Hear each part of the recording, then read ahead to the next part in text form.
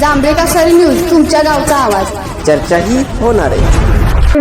पडसाळी लघु पाटबंधारे तलावाच्या सांडवा भिंतीला पडलेले गंभीर भगदाड, जांभळी खोऱ्याचा जीवनदायी श्वास धोक्यात आल्याची परिस्थिती जांभळी कासारी न्यूजने समोर आणल्यानंतर प्रशासन सतर्क झाले.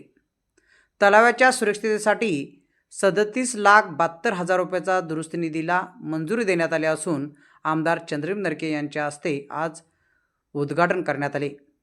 त्यामुळे परिसरातून आमदार चंद्रकांत नरके यांचे कौतुक होत आहे. जांभळी खोऱ्याच्या सिंचन व्यवस्थेसाठी महत्त्वाचा असलेला हा तलाव गेल्या काही वर्षात सांडव्यामुळे धोकादायक बनला होता. सांडवा भिंतीतील भगदाडामुळे पावसाळ्यात मोठा अनर्थ होण्याची भीती ग्रामस्थांनी वेळोवेळी व्यक्त केली. जांभळी कासारी न्यूजने प्रत्यक्ष स्थळी जाऊन केलेल्या वृत्तांकनामुळे या प्रश्नाला वेगळी दिशा मिळाली. बातमी प्रकाशित होताच आमदार चंद्रकांत नरके आणि पाटबंधारे विभागाने तातडीने दखल घेऊन दुरुस्तीचा मार्ग मोकळा केला. ग्रामस्थांनी सांगितले की आमदार चंद्रकांत नरके यांनी ताबडतोब पुढाकार घेत निधी मिळवून दिला. ही बाब आमच्यासाठी मोठी दिलासा देणारी बाब आहे.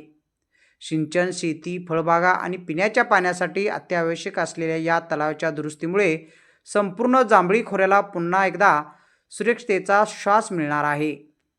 स्थानिक आमदारांच्या त्वरित प्रतिसादाचे आणि जांभळी कासारी न्यूजने केलेल्या जनहितकारक कामाचे कौतुक केले असून या निर्णयामुळे विकास कामाला नवी गती मिळेल असा विश्वास ग्रामस्थांनी व्यक्त केला आहे. जांभळी कासारी न्यूजसाठी पडसाळीहून राम करले. तलावाला थोडंसं लिकेज लागलेलं होतं, त्याच्या संदर्भात ती दुरुस्ती करण्यासाठी आपण 37 लाख रुपयाचा निधी या ठिकाणी लावलेला आहे.